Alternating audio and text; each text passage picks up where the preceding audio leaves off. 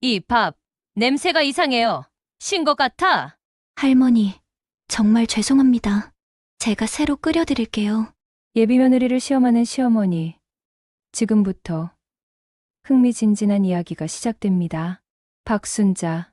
그녀의 이름 석자는 한식, 프랜차이즈 업계에서 전설이었다. 작은 골목 식당 하나로 시작해 전국 180개 매장을 거느린 제국을 일군 여자. 사람들은 그녀를 냉철한 사업가라 불렀고 그녀 스스로도 그 평가를 자랑스러워했다. 하지만 남편 병수가 세상을 떠난 후 순자의 단단했던 마음에 금이 갔다. 병원 침대에서 남편이 떠나기 직전 남긴 말이 자꾸만 떠올랐다. 여보, 우리 재욱이만큼은 따뜻한 사람 만나서 행복하게 살았으면 좋겠소. 당신처럼 차갑게만 살지 말고. 그 말이 가슴에 박혔다. 순자는 아들 재욱만큼은 자신과 다른 삶을 살기를 바랐다. 좋은 집안에 교양 있고 무엇보다 재욱을 진심으로 아껴줄 수 있는 여자. 그런 며느리를 기다리며 조용히 시간을 보냈다. 그런데 어느 토요일 저녁 재욱이 전화를 걸어왔다. 엄마, 이번 주말에 여자친구 데려가도 돼요? 순자의 가슴이 기대로 두근거렸다. 드디어 아들이 좋은 사람을 만난 모양이었다. 그녀는 정성껏 음식을 준비하고 거실을 깨끗이 정리했다. 현관문이 열리고 들어온 여자 김수정. 순자는 그녀를 보는 순간 미묘한 감정이 밀려왔다. 깔끔하지만 평범한 옷차림, 손목에 보이는 작은 화상 자국들, 그리고 무엇보다 재욱의 소개가 마음을 무겁게 했다. 엄마, 수정이는 대학 중퇴하고 지금 식당 운영하고 있어요. 골목 안쪽에 작은 집인데 음식이 정말 맛있거든요. 순자는 애써 미소를 지었다. 그래, 식당을 하시는구나. 힘들겠네요. 아니에요, 어머님. 저는 제 일이 좋아요. 수정은 밝게 웃으며 대답했다. 대화는 부드럽게 이어졌다. 수정은 예의 바르고 조심스러웠다. 차를 두 손으로 받고 질문에는 정직하게 답했다. 하지만 순자의 머릿속에선 끊임없이 계산이 돌아갔다. 대학 중퇴의 골목 식당. 그것도 혼자 운영하는 작은 집. 순자는 평생 음식 장사를 해왔다. 그래서 너무나 잘 알았다. 골목 식당이 얼마나 불안정한지, 월세와 인건비에 쫓기며 사는 게 얼마나 고된지. 그런 환경의 며느리가 과연 재욱을 안정적으로 행복하게 해줄 수 있을까? 수정이 돌아간 후 재욱은 들뜬 목소리로 말했다. 엄마, 수정이 괜찮죠? 정말 좋은 사람이에요. 그래. 착해 보이더라.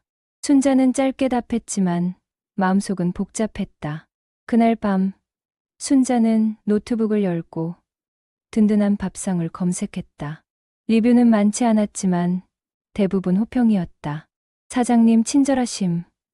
집밥 같아요. 정갈한 맛. 하지만 순자는 고개를 저었다. 리뷰만으론 알 수 없어. 사람은 가면을 쓸 수 있으니까. 순자는 결심했다. 직접 확인해 봐야겠다고.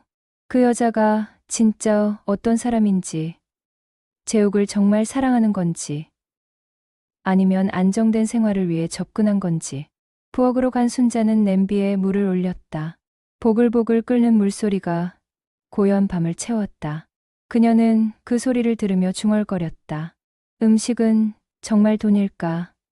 아니면 그 물음에 답하기 위해 순자는 내일부터 계획을 실행하기로 했다. 평범한 손님으로 변장해서 든든한 밥상을 찾아가는 것. 그곳에서 김수정의 진짜 모습을 확인하는 것. 순자는 찬장에서 오래된 점퍼 하나를 꺼냈다. 내일 그녀는 프랜차이즈 대표가 아닌 평범한 할머니가 될 것이었다. 며칠 뒤 화요일 오전 순자는 옷장 깊숙한 곳에서 낡은 점퍼와 색바랜 모자를 꺼냈다. 거울 앞에 서서 평소 단정하게 빗어 올리던 머리를 흐트러뜨리고 화장기 없는 얼굴에 모자를 깊숙이 눌렀었다. 거울 속 자신의 모습이 낯설었다. 프랜차이즈 대표 박순자가 아니라 그저 평범한 동네 할머니였다. 순자는 작은 크로스백에 지갑과 손수건만 넣고 집을 나섰다. 든든한 밥상은 생각보다 찾기 어려웠다. 큰 길에서 골목으로, 다시 좁은 골목으로 들어가야 했다. 간판도 소박했다. 화려한 네온사인 대신 나무 현판에 손글씨로 쓴 상호명. 순자는 속으로 혀를 찼다.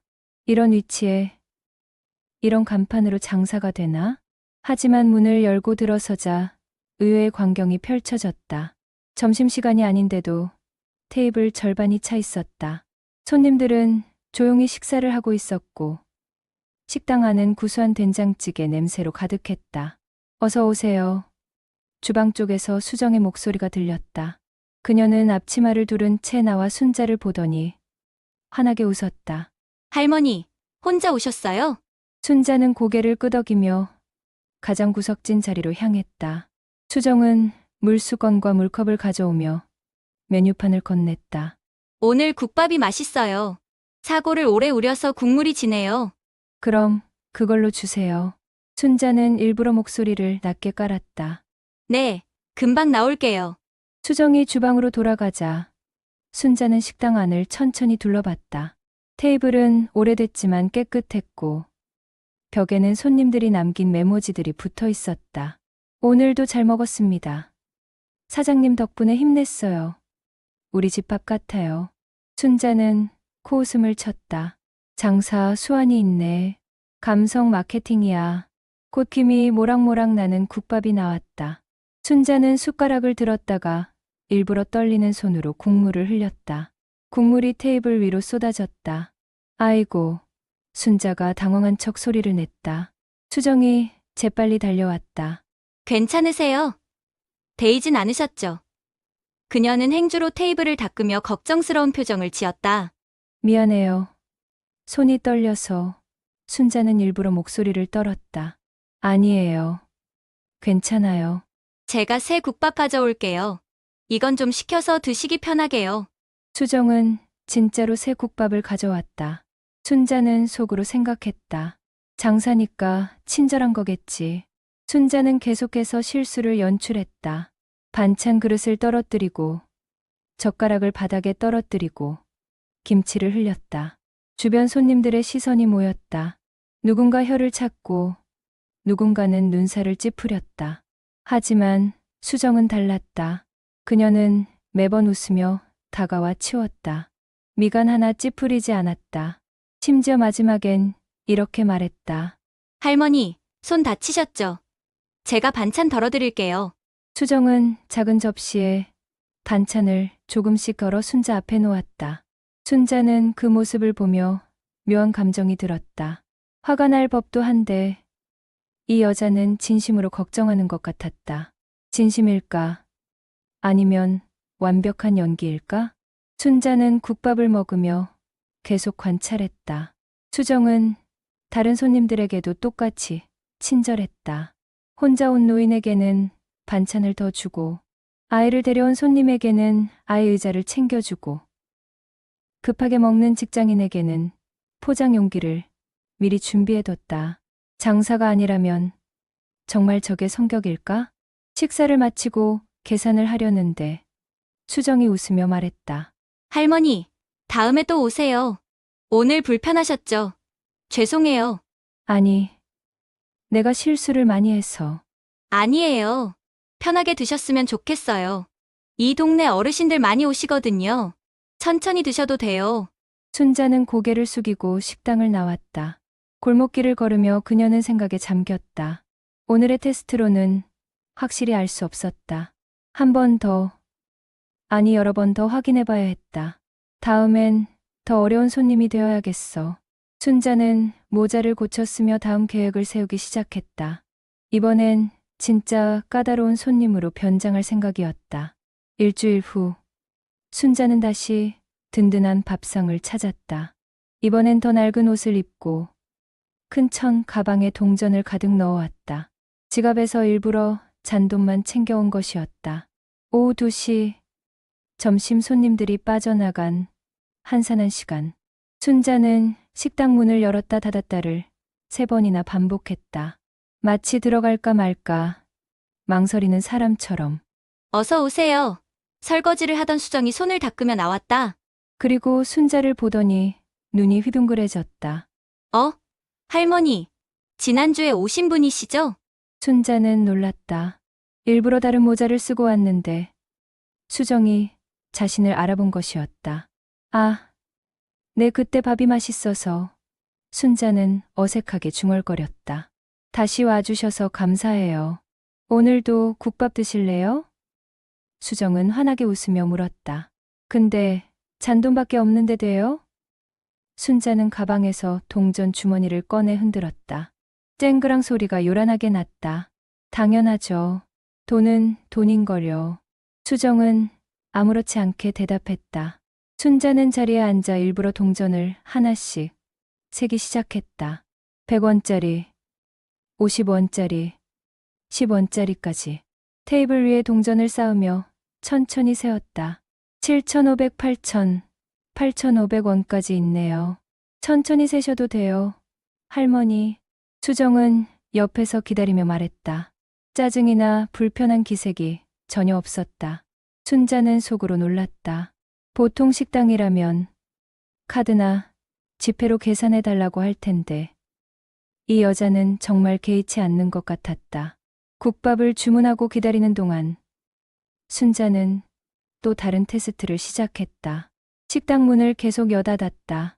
들어오는 손님이 있나 확인하는 척하며 5번이나 문을 열었다. 찬바람이 계속 들어왔고 주방에서 일하던 젊은 아르바이트생이 인상을 찌푸렸다. 하지만 수정은 아무 말 없이 국밥을 가져왔다. 할머니, 춥죠? 자리를 안쪽으로 옮겨드릴까요? 문 쪽은 바람이 들어와서요. 순자는 고개를 저었다. 아니야, 괜찮아. 그럼 이거 드세요. 수정은 따뜻한 차 한 잔을 더 가져다 줬다. 손 녹이시라고요. 순자는 국밥을 먹으며 계속 수정을 관찰했다. 그녀는 한산한 시간임에도 쉬지 않고 움직였다. 테이블을 닦고 반찬을 새로 만들고 바닥을 쓸었다. 그러다 새 손님이 오면 언제 그랬냐는 듯 환하게 웃으며 맞이했다. 식사를 마칠 무렵 배달 기사가 식재료를 들고 들어왔다. 순자는 귀를 기울였다. 사장님, 이번 주도 배추가 비싸요. 가격 좀 올려야 하는 거 아니에요? 괜찮아요. 단골 손님들이 많아서 가격 올리면 부담스러워하실 거예요. 조금 더 버텨볼게요. 에이, 착한 사람이 손해보는 법이에요. 손해가 아니에요. 손님들이 편하게 드시는 게 더 중요하죠. 순자는 숟가락을 멈췄다. 저 말이 진심일까? 장사꾼이 가격을 올리지 않는다는 건 손해를 감수한다는 뜻이었다. 이익을 최우선으로 생각하는 게 정상인데 저 여자는 손님을 먼저 생각하고 있었다. 계산을 하러 나가는데 수정이 작은 봉지를 하나 내밀었다. 할머니, 이거 드세요. 오늘 제가 만든 깍두기예요. 맛있어요. 아니, 괜찮아. 받으세요. 지난번에 불편하게 해드린 것도 있고 오늘도 와주셔서 감사해서요. 순자는 봉지를 받아들고 식당을 나왔다. 골목을 한참 걸어 나오다가 뒤를 돌아봤다. 식당 안에서 수정이 홀로 테이블을 닦고 있었다. 그때였다. 한 중년 남자가 허겁지겁 식당으로 들어가는 게 보였다. 순자는 본능적으로 숨어서 지켜봤다. 남자는 작업복 차림이었고 순자는 식당 창문 너머로 그들의 대화를 엿들을 수 있었다. 사장님, 오늘 점심값 외상 좀 되나요? 월급 날까지 이틀 남았는데. 괜찮아요, 아저씨. 드시고 가세요. 월급 받으시면 그때 주세요. 죄송합니다. 매번. 아니에요. 밥은 굶으면 안 되죠? 순자는 그 광경을 보며 가슴이 이상하게 뭉클해졌다. 장사꾼이라면 절대 하지 않을 행동이었다. 외상은 떼일 위험이 있었고 그건 곧 손해였다. 해가 지는 저녁 무렵 순자는 다시 식당 근처로 돌아왔다. 이번엔 주방 뒷문 쪽 골목에 숨어서 지켜봤다. 영업이 끝난 후 수정이 직원 2명과 함께 나왔다. 그녀는 큰 봉지 2개를 들고 있었다. 오늘 남은 반찬이랑 밥 싸왔어요. 나눠 가져가요. 사장님 괜찮아요. 저희가 가져가면 사장님은요? 나는 집에 있어. 어차피 내일 버릴 거 싸가는 게 나아. 음식은 정이니까 나눠 먹어야지. 감사합니다, 사장님. 직원들이 떠나고 수정은 혼자 식당 문을 잠갔다. 그녀는 피곤한 듯 어깨를 펴며 한숨을 쉬었다. 하지만 그 얼굴엔 미소가 있었다. 순자는 그 모습을 보며 골목 모퉁이에 기대섰다. 가슴이 이상하게 따뜻해졌다. 손에 들린 깍두기 봉지가 아직도 따뜻했다. 저게 진심이었구나. 장사가 아니라 정말 사람을 대하는 방식이었어. 순자는 집으로 돌아가는 길 계속 생각했다. 하지만 아직 확신할 수 없었다. 한 번 더 마지막 시험을 해봐야 했다. 이번엔 정말 어려운 상황으로. 사흘 후 금요일, 순자는 마지막 테스트를 준비했다. 이번엔 점심시간 한복판. 가장 바쁜 시간대를 노렸다. 평소보다 더 낡은 옷을 입고 머리도 더 흐트러뜨렸다. 정오가 막 지난 시각. 든든한 밥상은 발 디딜 틈 없이 붐볐다. 직장인들, 근처 공사장 인부들, 혼자 온 어르신들로 가득했다. 주방에선 불 켜는 소리가 요란했고 수정과 직원들은 쉴 틈 없이 움직였다. 순자는 유일하게 남은 구석 자리에 앉았다. 수정이 황급히 다가와 물수건을 건네며 말했다. 할머니, 또 오셨네요. 오늘은 사람이 많아서 조금 늦을 수 있어요. 괜찮아. 천천히 줘. 순자는 고개를 끄덕였다. 국밥을 주문하고 기다리는 동안 순자는 주변을 둘러봤다. 모든 테이블이 꽉 차 있었고 문 앞엔 대기 손님까지 서 있었다. 수정은 앞치마가 젖은 채로 주문을 받고 음식을 나르고 계산을 하며 정신없이 뛰어다녔다. 곧 김이 모락모락 나는 국밥이 나왔다. 순자는 잠시 숟가락을 들었다가 심호흡을 한 번 하고 큰 소리로 외쳤다. 여기요. 이 밥에서 냄새 나요. 순간 시끄럽던 식당이 조용해졌다. 모든 손님들의 시선이 순자에게 쏠렸다. 국밥을 먹던 사람들이 숟가락을 멈췄고 누군가는 자기 그릇 냄새를 맡아보기도 했다. 수정이 당황한 얼굴로 달려왔다. 네. 할머니, 어디가 불편하세요? 이 밥, 냄새가 이상해요. 신 것 같아. 순자는 일부러 목소리를 더 크게 냈다. 주변 손님들이 웅성거렸다. 저 집 위생이 안 좋나? 나도 이상한 것 같은데. 계산하고 나가야 하나? 직원들도 당황해서 서로를 쳐다봤다. 한 젊은 직원이 화난 표정으로 순자를 노려봤다. 하지만 수정은 침착하게 그릇을 들어 냄새를 맡았다. 죄송합니다, 할머니. 제가 확인해 볼게요. 그녀는 그릇을 들고 주방으로 들어갔다. 순자는 가슴이 두둥거렸다. 미안한 마음이 들었지만 이게 마지막 시험이었다. 진짜 위기 상황에서 어떻게 반응하는지 봐야 했다. 수정이 주방에서 나왔다. 그녀의 얼굴엔 당황한 기색이 역력했지만 목소리는 차분했다. 할머니, 정말 죄송합니다. 제가 새로 끓여드릴게요. 조금만 기다려주세요. 새로 끓인다고 될 일이에요. 이미 기분 나빴는걸. 순자는 테이블을 탁 쳤다. 주변 손님들의 시선이 더욱 따갑게 느껴졌다. 한 직장인 남자가 에이, 나도 나가야겠다 하며 일어섰고 다른 손님들도 불안한 표정으로 자리에서 일어날 기미를 보였다. 수정의 얼굴이 창백해졌다. 손님들이 나가기 시작하면 소문이 퍼지면 식당은 끝이었다. 순자는 그걸 너무나 잘 알았다. 음식점에서 가장 무서운 건 불결하다는 소문이었다. 그때 수정이 무릎을 꿇었다. 순자는 깜짝 놀랐다. 모든 손님들도 놀란 표정으로 쳐다봤다. 수정은 순자 앞에 무릎을 꿇은 채 고개를 깊이 숙였다. 할머니, 정말 죄송합니다. 제가 부족했어요. 뭐 하는 거예요? 순자는 당황해서 말을 더듬었다. 수정은 고개를 들어 순자를 똑바로 바라봤다. 그녀의 눈엔 눈물이 고여 있었지만 목소리는 떨리지 않았다. 저는 이 식당을 5년째 운영하고 있어요. 단 한 번도 손님께 상한 음식을 드린 적이 없어요. 하지만 할머니께서 그렇게 느끼셨다면 그건 제 잘못이에요. 수정은 천천히 일어나 주방으로 들어갔다. 그리고 냄비를 새로 꺼내 물을 올렸다. 순자는 주방 안을 볼 수 있었다.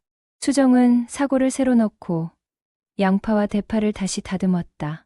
급하게 끓이는 게 아니라 처음부터 정성껏 다시 만들고 있었다. 15분 후 수정은 뜨거운 국밥을 들고 나왔다. 그릇에서 김이 모락모락 올라왔다. 그녀는 순자 앞에 조심스럽게 내려놓으며 말했다. 할머니, 제가 지금 막 끓였어요. 다시 드셔보세요. 그녀는 다시 한번 고개를 숙였다. 제가 부족했어요. 하지만 이 한 그릇만큼은 정성만큼은 달라요. 제 마음을 믿어주세요. 순자는 떨리는 손으로 숟가락을 들었다. 국물을 한 모금 마셨다. 진하고 고소한 맛이 입안에 퍼졌다. 정말 방금 끓인 맛이었다. 깊은 사골 국물에 정성이 느껴졌다. 순자는 숟가락을 내려놓았다. 그리고 참았던 눈물이 주르르 흘러내렸다. 아가씨, 순자의 목소리가 떨렸다. 네, 할머니. 입맛에 안 맞으시면 아니야. 순자는 고개를 저었다. 맛있어. 정말 맛있어. 그리고 순자는 식당 안의 모든 손님들을 향해 말했다. 여러분, 제가 잘못했어요. 이 밥은 아무 문제 없어요. 제가 노망이 나서 헛소리를 한 거예요. 손님들이 어리둥절한 표정으로 쳐다봤다. 수정도 놀란 눈으로 순자를 바라봤다. 순자는 계속 울면서 국밥을 먹었다. 한 숟가락 떠먹을 때마다 가슴이 따뜻해졌다.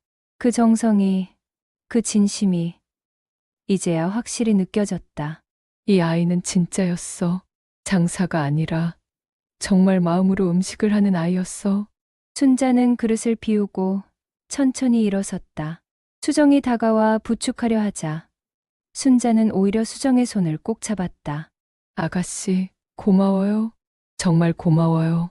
아니에요. 할머니, 제가 더 죄송해요. 순자는 계산을 하고 식당을 나왔다. 골목을 걸으며 눈물을 닦았다. 이제 알겠다.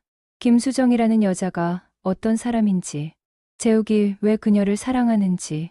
이제 마지막으로 할 일이 남았어. 순자는 주머니에서 휴대폰을 꺼냈다. 하지만 전화를 걸기 전에 한 가지 궁금한 게 있었다.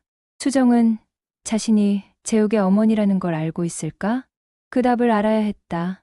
그날 밤 순자는 잠을 이루지 못했다. 수정에게 직접 말할지 재욱을 통해 전할지 고민했다. 무엇보다 궁금한 건 수정이 자신의 정체를 알고 있었는지였다. 만약 알고 있었다면 그 모든 게 연기였을까? 하지만 그 눈빛과 정성은 연기가 아니었다. 며칠간 순자는 식당에 가지 않고 멀리서 지켜봤다. 수정은 변함없었다. 손님에게 웃으며 음식을 내고 혼자 온 어르신에게 반찬을 더 챙기고 바쁜 시간에도 허둥대지 않았다. 어느 오후 순자는 카페에서 식당을 지켜보다 수정이 노트북을 꺼내보는 것을 발견했다. 곧 수정은 휴대폰을 들고 재욱에게 전화를 걸었다. 재욱 오빠 지난주 CCTV 확인했는데 3번 오신 할머니, 혹시 어머님 아니에요? 순자의 심장이 뛰었다. 3번째 오셨을 때 고개를 들었어요. 오빠 집에서 본 분이었어요. 수정은 담담했다. 어머님 입장에서는 당연한 거예요. 아들 여자친구가 어떤 사람인지 궁금했겠죠? 오히려 고마워요. 저도 인정받고 싶어요. 순자는 참지 못하고 식당으로 들어갔다. 그럴 필요 없어. 수정이 놀라며 뒤돌았다. 순자는 맞은편에 앉았다. 언제부터 알았어? 3일 전 CCTV를 보다가 우연히요. 그동안 나한테 한 게 진심이었니?